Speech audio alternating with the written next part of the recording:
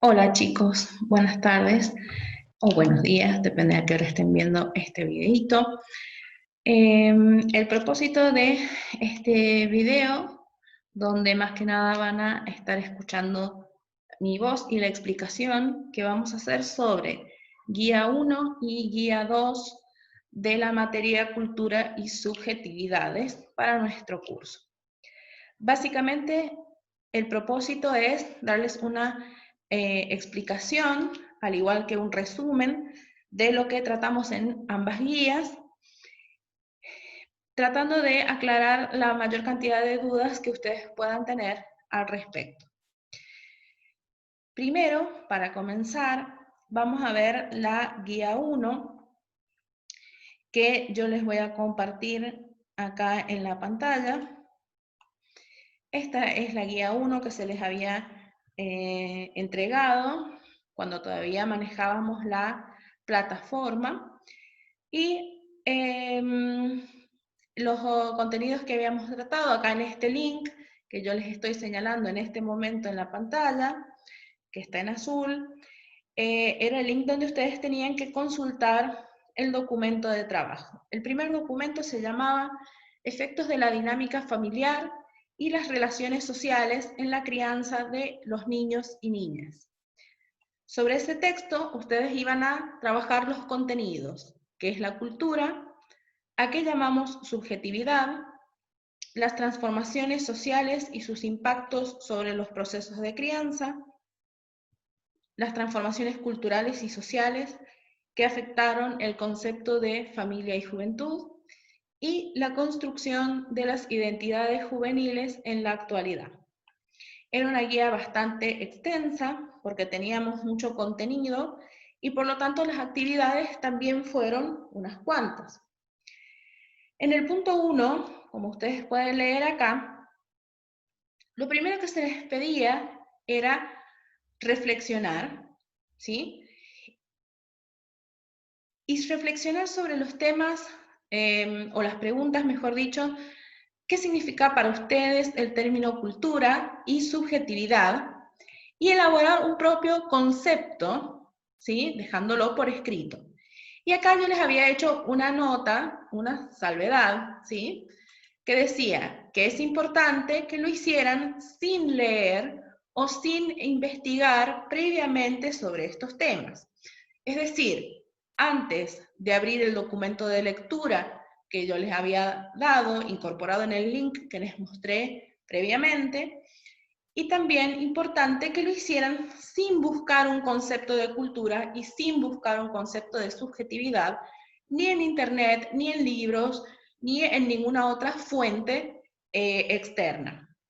Sino que lo que tenían que hacer era pensar, ¿sí?, sobre estos dos conceptos, cultura y subjetividad, y darme a entender de ustedes un concepto. Es decir, es un punto de elaboración propia, ¿bien?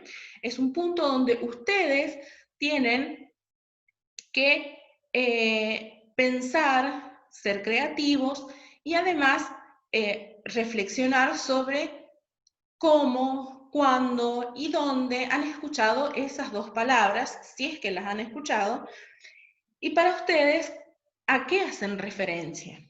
¿Sí? Este punto, más que nada, apuntaba a que ustedes, es decir, saber, mejor dicho, en qué lugar están ustedes posicionados como para comenzar con la materia. Recuerden que la guía 1 fue la introducción a la materia que ustedes tuvieron, ¿sí? Entonces, el punto, el objetivo era saber qué conocimientos previos tienen ustedes al respecto, en particular sobre esos dos conceptos. ¿Sí? Es decir, que ahí, salvo que hayan copiado un concepto de algún libro que yo al ir corrigiendo lo he notado, hay gente que ha copiado el concepto de los libros. El punto era que lo hicieran ustedes. Para aquellos que sí han elaborado su propio concepto, bueno, estuvo muy bien, algunos han estado más completos, otros los han hecho demasiado cortos, pero al menos he valorado, por supuesto, que hayan aportado su propio conocimiento y hayan aportado su propio concepto. ¿Bien? A aquellos que lo copiaron de un libro, les pediría, bueno, no lo hagan. Cuando yo les diga que lo elaboren ustedes, sean sinceros y aunque sea algo pequeño, elabórenlo realmente ustedes, porque lo que me interesa es saber qué es lo que ustedes opinan, qué es lo que ustedes saben al respecto. ¿Bien?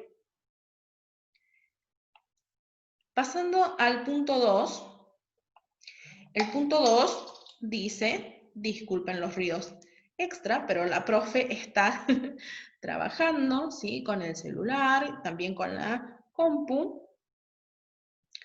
El punto 2, como les decía, les pide que investiguen en algún medio a su elección, es decir, un diario, una revista, libros, internet, etc., y elabore un concepto de los términos cultura y subjetividad y compárelos con aquellos que elaboró usted. Este punto está trabajando en equipo, por así decir, entre comillas, con el punto 1. Bien, necesitan hacer el punto 1 para poder hacer el punto 2. Acá en el punto 2, el objetivo es el mismo, elaborar un concepto de cultura y subjetividad.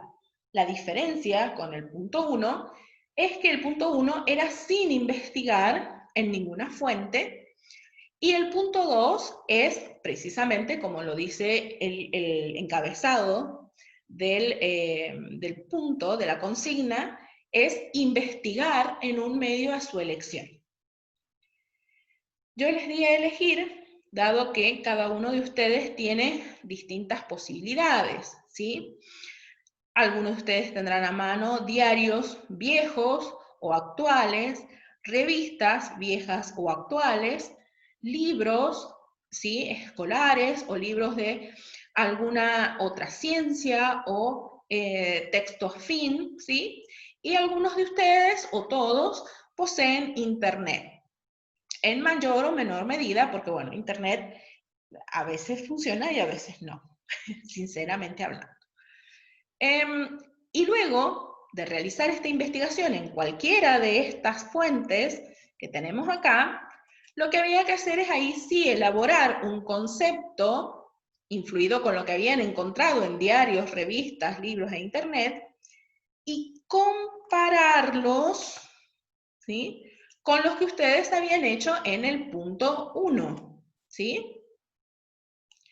Entonces, el punto era que escribieran, por ejemplo, encontraron el concepto de cultura en un libro, escriben, si les pido que si es de un libro, si les nombra algún autor, por supuesto ustedes den crédito a ese autor. Dar crédito significa poner quién lo ha escrito, ¿sí? Si encuentran un concepto de cultura según, supongamos, Lacan, dicen, bueno, Lacan decía que la cultura es, ¿sí?, del sociólogo X, bueno, el sociólogo X dice que cultura es, y ponen el concepto. Y posteriormente, luego de copiar el concepto que ustedes encontraron, hacer la comparación con lo que ustedes consideraban en el primer punto, que era cultura y era subjetividad. El punto es ver si ustedes mismos puedan chequear si el concepto que ustedes tenían antes de leer es el mismo o estaban cerca o se aproximaban a lo que algún autor pueda decir al respecto de un concepto o el otro, ¿sí? Eso es lo que tenían que hacer. Una vez más, al ir corrigiendo las guías, algunos de ustedes se han dado cuenta, lo han hecho muy bien, he encontrado conceptos muy completos, he encontrado otros un poco más cortos, más simples, pero que también están muy bien, y hay otros que no han hecho el punto 2, con lo cual, bueno, si bien ustedes saben que no estamos teniendo notas numéricas, ¿sí?, es decir, del 1 al 10, yo, al igual que todos los otros profesores, vamos llevando una guía, valga la ironía con las guías que tienen ustedes, de quiénes van completando y quiénes no, quiénes lo van haciendo y quiénes no, y en qué medida van haciendo lo que hacen.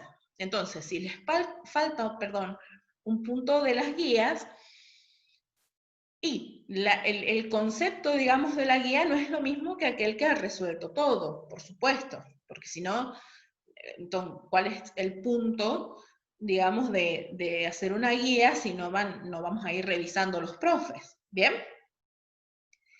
De todas maneras, no les pido a aquellas otras personas que les haya faltado uno o varios puntos que lo rehagan, pero sí les pido que tengan en cuenta para las que siguen. ¿Bien?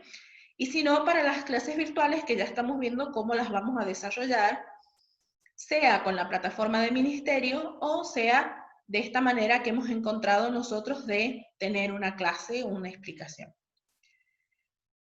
Entonces, hasta allí el punto 2. Recuerden que cualquier consulta me la pueden hacer. Si tienen cuenta en YouTube, me pueden hacer o dejar comentarios acá debajo del video. Y si no, ustedes saben perfectamente que tenemos nuestro grupo de WhatsApp donde me pueden consultar todo lo que necesiten. De esta guía o de las que siguen, por supuesto. Pasando al punto 3, ahí recién nos encontramos con el punto donde les pido que hagan una lectura comprensiva del texto que se les había adjuntado. ¿Sí? La lectura comprensiva, como bien lo dice su nombre, les ayuda a comprender el contenido del texto.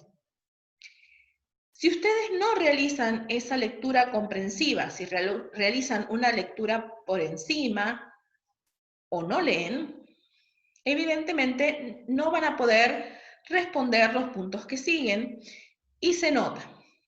Cuando ustedes no han entendido, créanme que se nota porque de hecho he visto varios puntos donde se nota que no entendieron el texto. Bien, vamos al punto 4, que es donde empiezan las actividades respecto del texto. En el punto 4 les pido extraiga ideas principales y secundarias de dicho texto. ¿Sí? Cuando hablamos de la extracción de ideas principales y secundarias, se puede hacer de dos maneras. Por lo general, la extracción de ideas principales y secundarias es simplemente subrayar en el texto que se ofrece precisamente eso, las ideas más básicas o el punto, el objetivo al que apunta el texto, que vendría siendo idea principal, y las ideas secundarias son aquellas ideas precisamente que adjuntan o que agregan significado y conocimientos a la idea principal. Como ustedes no tenían el texto en vivo, salvo que ustedes lo hayan podido imprimir, ustedes tenían un texto online o digital, entonces no lo podían hacer subrayando, ¿sí? Entonces, lo que yo me había imaginado y lo que ustedes tenían que hacer era básicamente colocarme en el texto, que muchos lo han hecho, ¿sí? La mayoría se ha dado cuenta perfectamente, poner como respuesta al punto 4 cuáles han sido las ideas principales, o la idea, si han encontrado una sola, y cuáles las ideas secundarias. Algunos se han olvidado de hacer la salvedad de cuáles eran unas y cuáles eran otras. Pero bueno, más allá de eso, lo único que no estuvo bien en la mayoría de los puntos es que sean las ideas principales o sean las ideas secundarias, copiaron el texto tal cual. Y esto es algo que, si bien nosotros, lamentablemente, al no poder tener clases presenciales, yo no les pude explicar porque nunca nos hemos visto nosotros, sí les digo, para que tengan en cuenta para las próximas guías, que a mí no me gusta el recorte y pegue, porque el recorte y pegue, aunque ustedes creen que lo hacen muy bien, se nota muchísimo cuando han hecho ese recorte y pegue. Queda sin sentido, queda cortado, queda desprolijo inclusive, y se nota, ¿sí? Entonces les voy a pedir que nunca más hagan recorte y pegue, porque cuando yo vea un recorte y pegue de textos, lo voy a anular a ese punto, ¿sí? Entonces, cada vez que ustedes tengan que extraer ideas principales y secundarias, si es que se los vuelvo a pedir en una guía o clase, tiene que ser leído, tiene que ser entendido y tiene que haber sido algo sobre lo que se ha reflexionado. ¿Bien? Insisto, si veo recorte y pegue de los textos de los autores, voy a tachar, ¿sí? Voy a anular ese punto. En sí, la idea principal es básicamente la que da origen al texto, y voy a cerrar un poquito acá la guía 1 para mostrarles el texto con el que tenían que trabajar.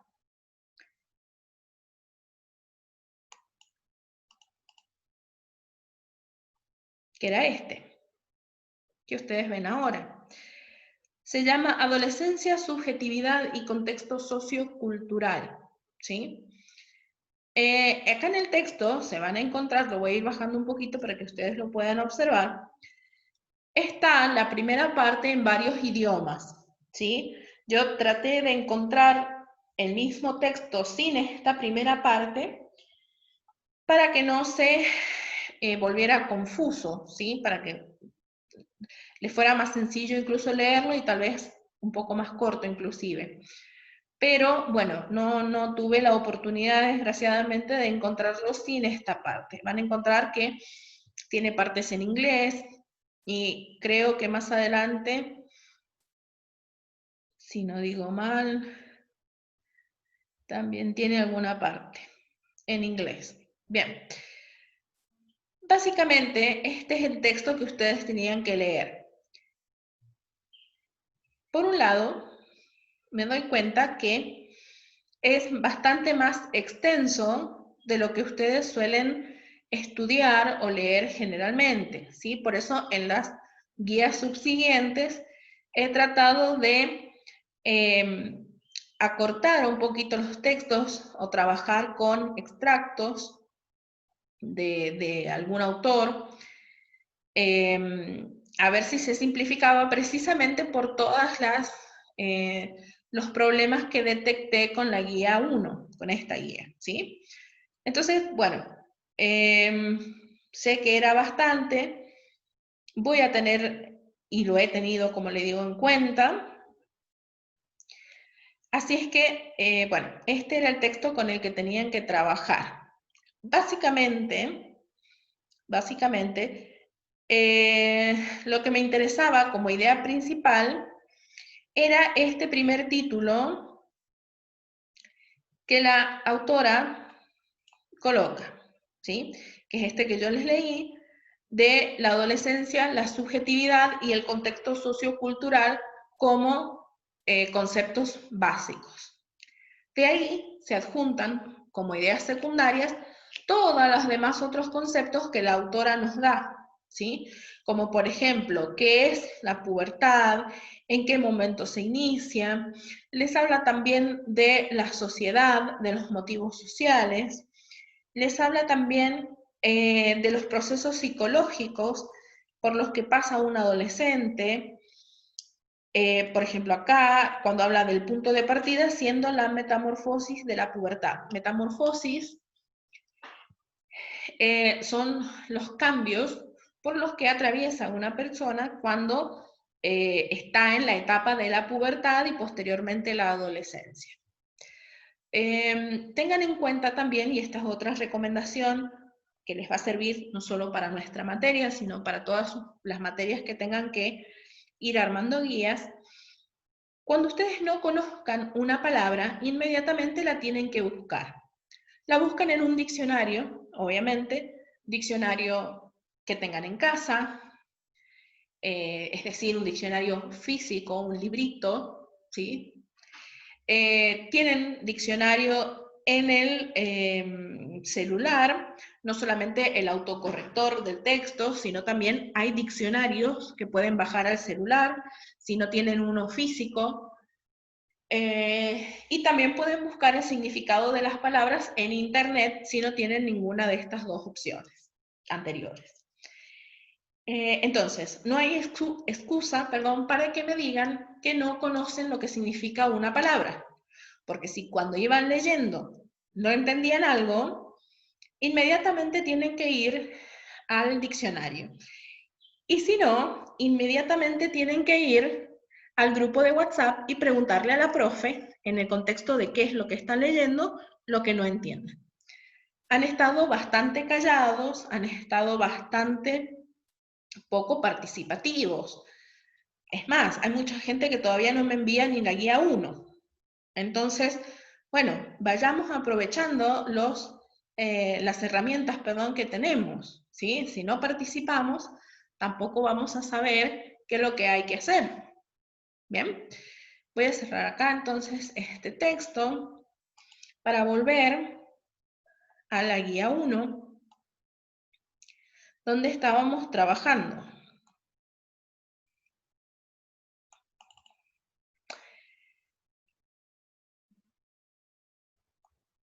Bien, como les decía, en el punto 4, entonces, cada uno extraía las ideas que encontraba, principales y secundarias, ¿sí? En el punto 5, les pregunto, según la autora, ¿qué es la familia? Explique este concepto desde la perspectiva microsociológica y la perspectiva macrosociológica. Si ustedes vuelven al texto, el que yo tenía en pantalla recién, van a ver que la autora, cuando va a dar el concepto de qué es la familia o a qué se considera una familia, primero les divide en dos perspectivas o en dos miradas. A una la llama microsociológica y a la otra la llama macrosociológica. ¿Sí? Ambas perspectivas o ambas miradas son válidas. ¿Cuál es la diferencia entre ellas? Que una se enfoca en un grupo pequeño, que es la microsociológica, y la macrosociológica mira a la familia al revés del anterior, es decir, en vez desde el grupo pequeño hacia el grande, lo miras desde el grupo grande hacia el pequeño. Es decir, ¿qué significa familia para la sociedad y qué significa familia para mí? Sería. ¿Bien? Ustedes lo que tenían que hacer es buscar el concepto de la familia, que en realidad no es un concepto, son dos conceptos. ¿Por qué? Porque lo da desde cada una de estas perspectivas.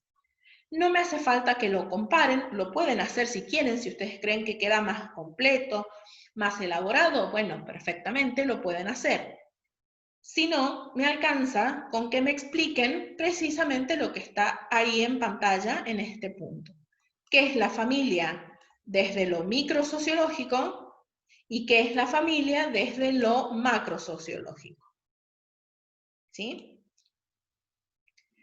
Como ustedes saben, micro y macro son dos sufijos que hacen referencia. Micro, y lo estoy simplificando, ¿sí? Es más complejo el concepto, pero micro es algo pequeño y macro es algo grande o envolvente, ¿sí? Es decir, que está por encima de una estructura mayor, ¿sí?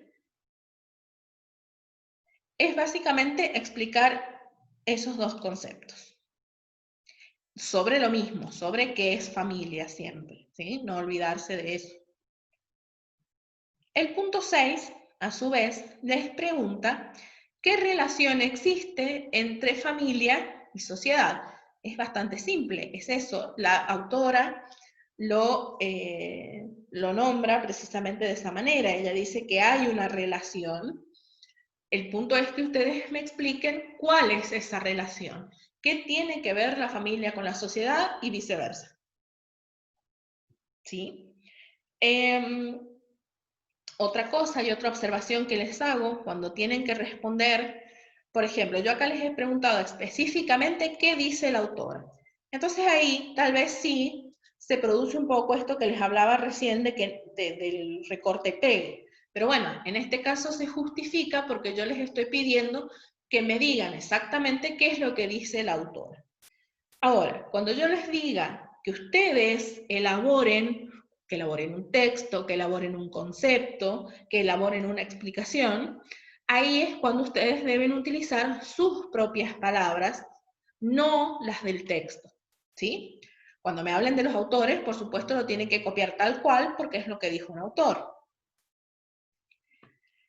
El punto 6 ya lo dijimos, el punto 7 entonces dice, explique los mitos y creencias sobre la familia según Sals y Tuirán. ¿Sí? Son dos autores. Estos dos autores, también en esta parte ustedes van a encontrar que el texto habla específicamente de ellos. Entonces, bueno, ellos ahí nombran varios mitos y creencias sobre qué debe ser una familia o cómo debe ser una familia. Ustedes explíquenlo. Si quieren elaborar algo que a ustedes les simplifique, que a ustedes les ayude a entender, por ejemplo, comparar los mitos con que si eso realmente pasa o no pasa en una familia, o hablar de su experiencia como parte de una familia, bueno, perfectamente lo pueden agregar. No es obligatorio, no es necesario. Con que me expliquen lo que dicen esos dos autores, suficiente. No debería ser tan difícil este punto, puesto que también me dirigí un poco a que me hablen sobre lo que los autores explican. ¿Sí? El punto 8 dice, dado que la autora del texto, ¿no?, se centra en el estado de las familias en Colombia, porque si ustedes han leído extensamente el texto, saben que la autora es colombiana y habla mucho de los casos de las familias en Colombia, ¿sí? Pero teniendo en cuenta que ella es y se centra en la explicación de las familias desde Colombia, ¿qué podría decir usted alumno, ¿no?, de las familias en la cultura argentina? Compare ambos casos notando similitudes y diferencias entre ambos países. Justifique su respuesta a este punto con recortes, fotos, videos o cualquier otro medio que usted considere apropiado para ilustrar su respuesta. Una vez más les doy a elegir qué medio pueden ustedes utilizar para ilustrar o representar lo que quieran decir, porque bueno, depende de lo que cada uno de ustedes pueda y tenga al alcance de su mano, ¿sí? Como les decía recién, centrándonos más en lo que es el contenido, la autora nos habla de su país, la autora nos habla de Colombia y lo que sucede con las familias típicamente en Colombia. Basado en eso, ustedes, ¿qué podrían decir de las familias argentinas? ¿Qué podrían decir incluso de las familias sanjuaninas? ¿Tenemos las mismas situaciones? ¿Tenemos todas esas situaciones, igual que en Colombia, o tenemos algunas? ¿Cuáles son parecidas? ¿Cuáles son diferentes? ¿En qué son diferentes? Y tengan en cuenta también que su visión de la familia no es la misma que las personas de otra generación. Bien, por ejemplo, yo la visión que tengo o la experiencia que tuve con mi familia, mamá, papá y hermanos, es distinta de la que ustedes a lo mejor tengan con mamá, papá y hermanos o como sea que esté compuesta la familia. Que eso es otro tema también muy importante de resaltar, ¿sí? Cuando vean en el punto que está más arriba, cuando la autora habla de lo microsociológico y lo macrosociológico, fíjense también cómo habla de cómo está compuesta una familia. Y si a ustedes tiene que ver con la familia de ustedes, ¿sí? El punto 9 dice, explique y ejemplifique el concepto de solidaridad familiar.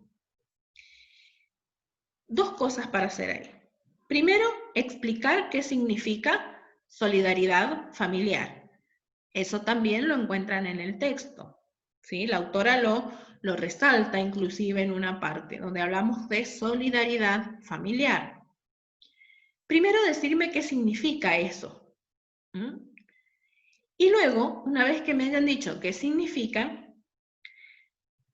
darme un ejemplo de ustedes, de su vida diaria, o de alguien más, de un conocido, tal vez de un caso familiar o de alguna, de algún caso conocido, ¿sí? Una familia conocida, como son, por ejemplo, aquellas familias que pertenecen, por decirles, al espectáculo, supongamos. Ustedes fíjense ahí, ¿sí? Lo que sí, primero entiendan y expliquen bien qué significa solidaridad familiar para que me sepan dar bien el ejemplo. La gente que me ha entregado la guía hasta ahora también me ha pasado lo mismo que con los otros puntos.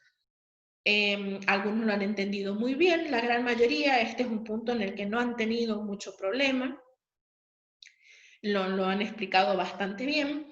Solamente 2 o 3 me ha pasado que me falta una parte. O me dan el ejemplo, pero no me explican, o explicaron y no me dieron el ejemplo. Tal vez se olvidaron por estar haciéndolo rápidamente, o a lo mejor no entendieron una o la otra parte, entonces, bueno, faltó esa parte. Sí, pero son muy poquitos a los que les ha faltado. Y en el punto 10 tienen que observar las imágenes, que ya las voy a mostrar acá, y hablar de qué dinámicas familiares observan, esto también basado en el texto, por supuesto, no solamente en la imagen que ven. Primero, para que puedan responderme esa pregunta, tienen que saber, por supuesto, qué significa dinámica familiar, eso está en el texto. ¿Qué es una dinámica familiar? Entonces ustedes me van a poder decir cuáles observan en las imágenes. Ya voy a bajar hasta las imágenes. Después también me tienen que decir cómo se dan los roles dentro de la familia, que están en la foto. Acuérdense, los roles, ¿cuáles son los roles? Madre, padre, hijo. Y dentro de los hijos tenemos el hijo mayor, el hijo del medio y el hijo menor, en el caso de que hubiera 3 o más, ¿no? Etcétera. Y después están los otros roles. Hay familias donde están los abuelos, hay familias donde hay tíos, hay familias donde hay primos, ¿sí? Ustedes fíjense y expliquen. La otra pregunta dice, ¿cómo afectan el trabajo y las redes sociales a las familias de las fotos? El trabajo de todos, de cualquiera, de mamá, de papá. Si ustedes observan en algunas fotos, si hay un hijo que trabaja o que les da la pauta o la pista a ustedes de que alguno de los hijos puede trabajar, bueno, ¿cómo creen que ese trabajo afecta? Y también lo mismo con las redes sociales. ¿Bien?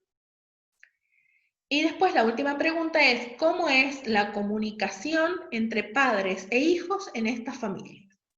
Las fotos, yo se las muestro acá, no son habladas, ¿sí?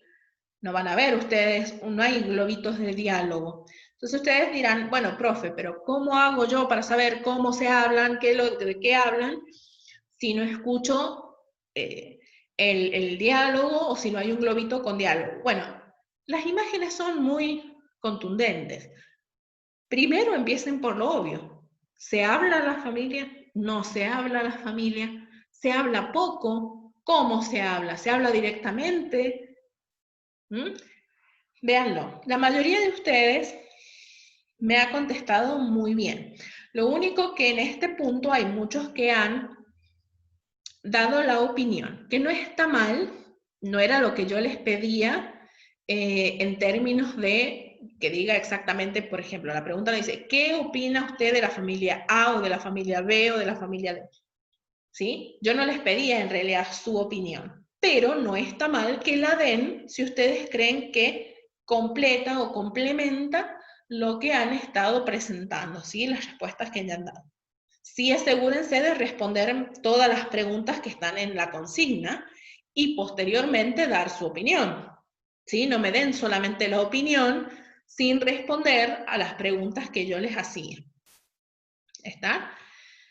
Pero han estado, como les digo, bastante bien. Lo único, 2 o 3 personas, que bueno, no les voy a considerar el punto, algunas porque no lo han hecho directamente y otras porque me han dado solamente la opinión sin fijarse, por ejemplo, en los tipos de comunicación, no me han hablado nada de roles, no me han hablado nada del trabajo y de las redes sociales, etc. ¿Sí? Entonces, esos son los únicos casos en los que, bueno, no estaría aprobado ese punto. Al resto, como les digo, he tomado la opinión siempre y cuando haya parte del contenido también. ¿Sí? Y después venía la última parte de la guía 1, que es la pregunta 11, dice, ¿qué papel juegan en las dinámicas familiares las redes sociales? Si ustedes se fijan, está muy conectado a lo que habíamos hablado inicialmente en este punto, en el punto 10. Yo acá ya les pido que me hablen de redes, ¿sí? En esta parte, y cómo afectan esas redes a la relación. Aparte, si ustedes se fijan en las imágenes, van a ver cómo están afectadas las relaciones de familia, ¿sí? Con lo que ustedes están viendo. ¿Ok? Y la 12 era una mini encuesta que yo les había hecho, que algunos me las respondieron y otros no me quisieron responder nada, ¿sí? Muy pícaros. La pregunta o parte A de la encuesta decía, ¿utiliza redes sociales? ¿Cuáles? Y les pedía obviamente solamente el nombre de la red, no las cuentas de ustedes. ¿Bien? No es que me digan, sí, profe, yo aparezco como Juanito X en Twitter. No. Yo lo que quería saber era si utilizaban Twitter, Instagram, Snapchat, TikTok, Facebook, bueno, la que utilicen, ¿sí? O si utilizan todas, bueno, todas, obviamente, o algunas. La parte B dice, ¿cuánto tiempo pasa por día conectado a las redes sociales? Acá yo sospecho, pero esto es una sospecha nada más que tiene la profe, que algunos me mintieron. ¿Por qué? Porque algunos de ustedes me dicen media hora, 30 minutos, y yo les digo que de la sola observación que yo hago cuando vamos a la escuela, sé que todos pasan más de media hora al día. Así que bueno, vamos a tener esto en cuenta, ¿sí? Pero acepto las respuestas que me han dado, por supuesto.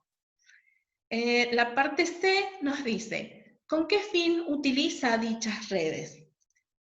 Vuelvo a decirles y aclararles, no me hace falta que me cuenten qué es lo que escriben, a quién le escriben, por qué, sino que me digan, por ejemplo, para conectar con amigos, para hablar con familiares que están lejos o amigos que están lejos, por entretenimiento, por pasatiempo, ¿sí? Cualquiera sea la respuesta que ustedes necesitan. No hace falta que me digan particularmente sobre qué o para qué las utilizan, digamos, en términos personales, ¿sí? Y la parte D, que es lo último, era para que ustedes hicieran una pequeña preguntita a la familia y les preguntaran a los miembros de su familia qué redes sociales utilizan, cuáles eran estas redes sociales y con qué frecuencia, ¿sí?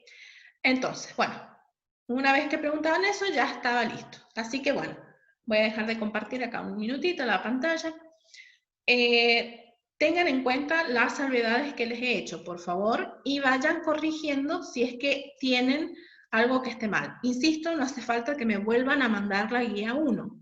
Con eso ya estaría, ¿sí? Las corrigen y las tienen ahí a mano por si cuando volvamos a clase las tenemos que volver a revisar. Acá, chicos, y les pido una disculpa, les voy a compartir porque había visto mal el texto, ¿sí? El texto de la guía 1 es este, ¿bien? Que empieza diciendo comprensiones teóricas acerca de los cambios de la noción de familia. ¿sí? No es el otro. El otro texto que yo les estaba mostrando recién en pantalla, y que les pido la disculpa porque me confundí, es el texto de la guía 2, ¿sí? Pasa que los tenía los dos abiertos, y bueno, ahí me he confundido. Pero es este, ¿sí? Entonces, este texto, que empieza ahí con un punto 1, ¿sí? De la autora Marlene Cardona de la Milagrosa, así se llama la mujer, la autora. Este es el texto de guía 1, ¿bien? Guía 1. El otro que yo les estaba mostrando recién y que la pobre profe se confundió, es el de la guía 2, ¿sí? Entonces, este texto, que casi no tiene subtítulos, es también bastante larguito. ¿Ven? Ahí está el punto sobre noción de la familia, economía, sociedad y cultura en Colombia, que es lo que hablábamos recién de que ya se hincapié en la familia de Colombia, ¿sí? En las familias colombianas, con sus gráficos y con todo. Pero ustedes tienen que trasladar eso a lo que ustedes han podido vivenciar, ¿sí? Es decir, a las familias argentinas, ¿no? Acá tenemos la parte de redes sociales y crianza, los cambios en la dinámica de la familia, que es básicamente los últimos puntos. Desde acá trabajen el punto de las imágenes, si es que todavía no lo han hecho. Y si ya lo han hecho y lo han entregado al trabajo, bueno, lo dejan como están, nada más que hagan alguna pequeña corrección si ustedes creen que lo necesita o hay algo que a través de ver el video ustedes hayan entendido nuevamente mejor y que lo quieran agregar. Pero les insisto, no hace falta que me lo vuelvan a mandar. Bueno, y ahora sí pasamos a la guía 2, que es la que trabajan con el texto que yo les mostré primero, ¿sí? En la guía 2 van a trabajar ahí sí con este texto, el que les mostraba recién. ¿Mm? En este van a encontrar el nuevo, la nueva temática de la guía 2, que tiene que ver con subjetividad e identidad y los aportes que hace el psicoanálisis a dichas temáticas, ¿sí? Las actividades es la primera y principal, que yo siempre se las recalco, no es que ustedes no se vayan a dar cuenta, pero me ayuda a siempre recordarles, es leer el texto y subrayar las ideas principales. Como ya les dije, si ustedes han podido imprimir el texto, van a poder subrayar como tal. Si no lo tienen impreso y lo tienen solamente de forma digital, entonces me escriben ahí algunas ideas, cuáles consideran las principales en este caso. No les pido las secundarias. Algunos de ustedes, bueno, han querido completar un poquito más, no está mal, ¿sí? Y me han escrito las secundarias también, no importa, lo dejan así, está muy bien, ¿sí? Y acá yo les había hecho la salvedad de que leyeran solamente hasta, o sea, mejor dicho, desde la introducción hasta donde termina Erickson de hablar, ¿sí? Que el último tema que habla Erickson es la reestructuración de la subjetividad adolescente. Una vez que lean ese tema, terminan. Hay otros temas en el texto, pero para no hacerlo tan largo, van a leer una parte nada más, ¿sí? Hasta ahí, hasta donde yo les digo. En el punto 2 dice, analice y explique brevemente los factores históricos que llevaron a pensar en la adolescencia como una etapa importante para la investigación. Y en esto me voy a detener un poquito porque hay varios de ustedes que se han confundido ahí en esa parte. ¿Por qué se han confundido? Porque me hablan de la adolescencia como una etapa que existió siempre como una parte importante de la vida. A ver, vamos a explicar dos cosas, ¿sí? Por un lado, es que la adolescencia haya existido siempre, que sí, evidentemente, como ustedes lo plantean, la adolescencia como tal, como una parte de la vida, ha existido siempre, Desde toda la vida han habido, valga la redundancia, adolescentes, ¿sí? Pero ¿qué pasa? Vamos a ir completando acá, tipo un mapa conceptual. Sí, han existido toda la vida, pero no toda la vida, ¿sí? No toda nuestra vida, han sido una parte importante o no eran considerados estos adolescentes como importantes de ser estudiados, ¿sí? Entonces, por un lado tenemos la adolescencia, que antes no era importante, ¿sí? Esto es el antes, esto es el, consideremos antes de los hechos que la autora habla ahí en el texto, ¿sí? Y luego pasaron a ser importantes para explicar y estudiar, ¿sí? ¿A qué se debe esto? Uy, perdón. Estudiar. ¿A qué se debe esto? A que a partir de los aportes del psicoanálisis, ¿sí? Si ustedes van llevando al día las guías que tienen con la profe de psicología, van a ver que tenía un autor, uno de los más importantes dentro de lo que es el campo de la psicología y la filosofía también, que es Sigmund Freud, ¿sí? Sigmund Freud es el autor que elaboró la teoría psicoanalítica, o el psicoanálisis. Y que dentro de esa teoría psicoanalítica tiene muchísimos descubrimientos importantes. Uno de ellos es que fue uno de los primeros autores que se interesa por la niñez, ¿sí? La niñez como parte esencial de la vida, la niñez como origen de, por ejemplo, los problemas psicológicos que se manifiestan posteriormente en la vida, es decir, en la adultez. Y él decía que tanto los traumas como los aprendizajes, como toda información que se acumulaba durante la niñez del sujeto, era luego importante en la vida adulta de ese mismo sujeto.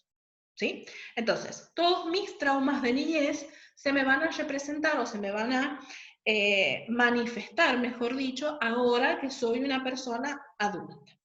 Entonces ustedes me dirán, bueno, profe, sí, bárbaro. Él creaba esto de fijarnos en la niñez como una parte importante, pero nosotros estamos hablando de la adolescencia. Sí, estamos hablando de la adolescencia, pero es importante ver que a partir de que el psicoanálisis empieza por la niñez, otros adultos, otros autores, como es por ejemplo Anna Freud, que es la hija de Sigmund Freud, añade a los descubrimientos del padre los descubrimientos y los estudios que ella hace sobre la adolescencia. Entonces, hay un periodo muy importante donde la adolescencia se vuelve un centro de estudio del mundo psicológico. Entonces, ¿qué van a tener en cuenta ustedes? ¿O qué es lo que nos interesa a nosotros para estudiar? Saber desde cuándo se vuelve esta adolescencia importante para explicar y estudiar. Ustedes me tienen que decir, ahí en ese punto, en qué momento sucede eso. ¿Sí? ¿En qué momento sucede digamos, este cambio de las ciencias poniendo una mirada sobre la adolescencia? La autora ahí les nombra un momento muy particular. Sobre ese momento es sobre el que tienen que explicar y reflexionar ustedes. ¿Sí? Veamos entonces, volvamos a compartir la guía. Y la guía les habla, como verán acá, de factores históricos. Esos factores históricos son los que ustedes me tienen que explicar y también tienen que analizar. ¿Qué tiene que ver, por ejemplo, la revolución industrial con la mirada puesta sobre el adolescente? ¿Qué pasaba ahí? Bueno, eso es lo que ustedes tienen que leer y luego contestar acá en la guía. Entre otras cosas, hay un montón de factores históricos. Yo les dije uno, que es la Revolución Industrial. El punto 3 nos dice, ¿cómo influyen los factores culturales en la formación de la subjetividad? Repito, ¿cómo influyen los factores culturales en la formación de la subjetividad? Para ello, ustedes ya tienen que haber leído, para contestar, y saber qué es la subjetividad. ¿Sí? Por eso yo les pregunto, ¿cómo se forma?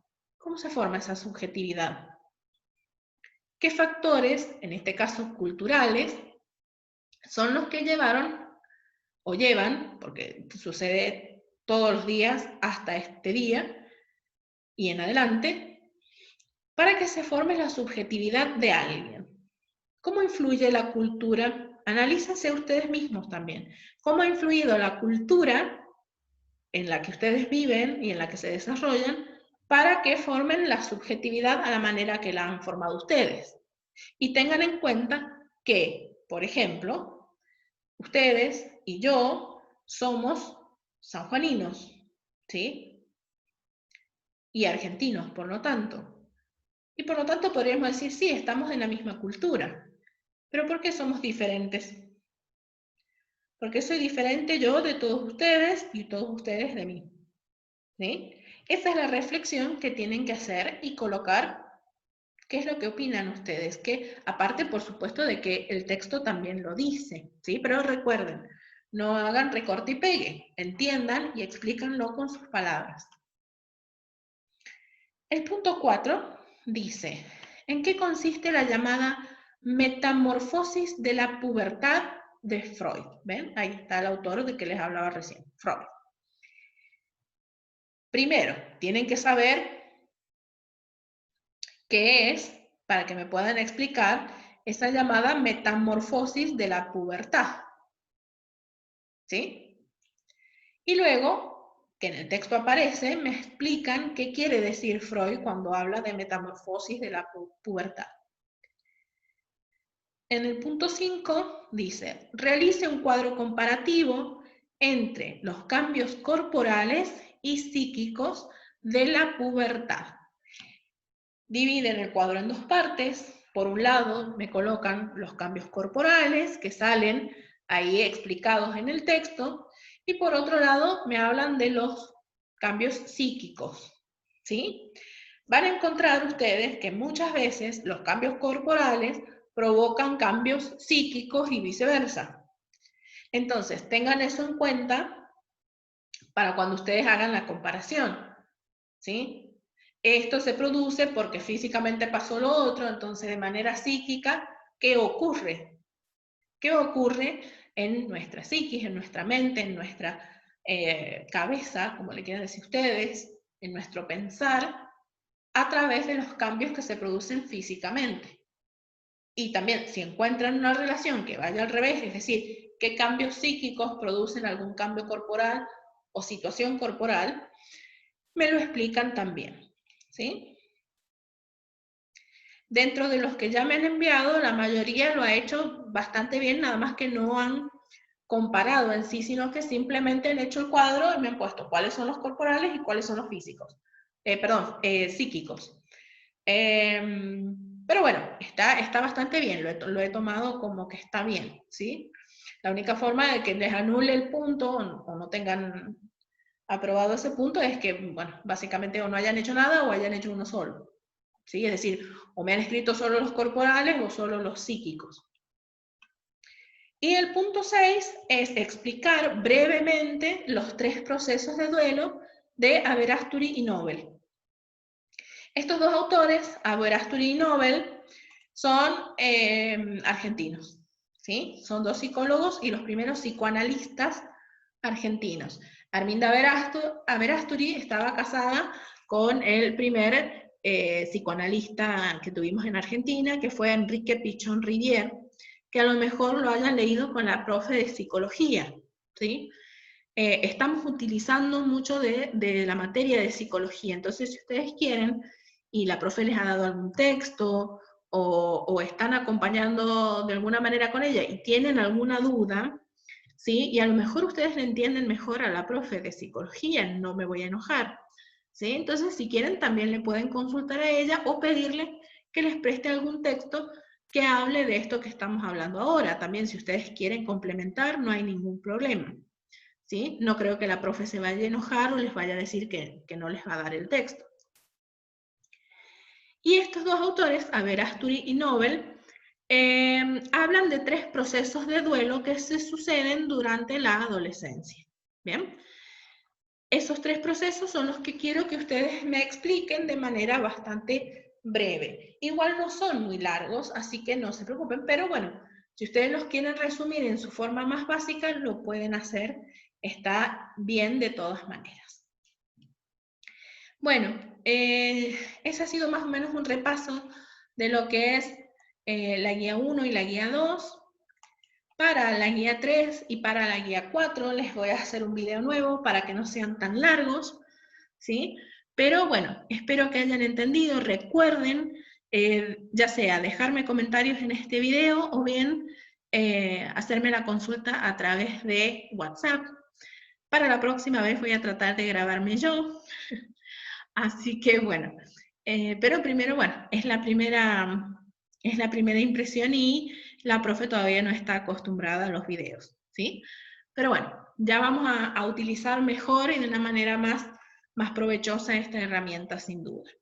Nos vemos en el próximo video y ojalá que nos veamos en vivo muy pronto. Les envío un saludo grande y ya saben, cualquier duda me consulta.